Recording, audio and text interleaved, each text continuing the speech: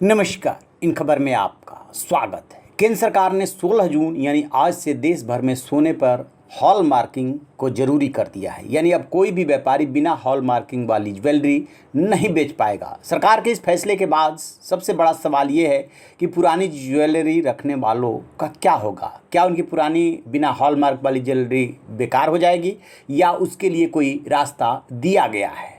दरअसल इस सवाल के पीछे सबसे बड़ा कारण ये है कि सरकार ने देश के 256 जिलों के जौहरियों को केवल 14, 18 और 22 कैरेट सोने के आभूषण बेचने की अनुमति होगी।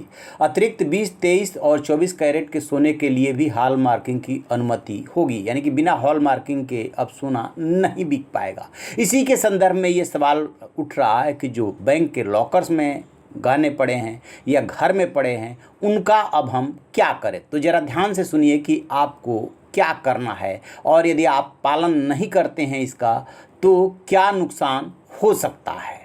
तो आम आदमी के पास इसका विकल्प ये दिया गया है कि वो अपनी ज्वेलरी को एक्सचेंज कर ले हॉल मार्किंग वाले ज्वेलरी के रूप में। इसके अलावा चाहें और यदि आप वही गहने रखना चाहते हैं तो ज्वेलर के ज़रिए जो पुराना सोना है या गहना है उसका भी हॉल मार्किंग करा सकते हैं।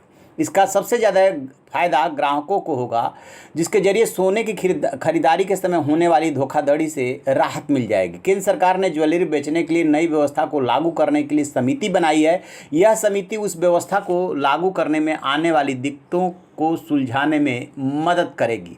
आपको बता दें कि गोल्ड हॉल मार्किंग के तहत देश के सभी सोना व्यापारी सोने के गहने या कलाकृति बेचने के लिए BIS स्टैंडर्ड के मानकों को अब पूरा करेंगे।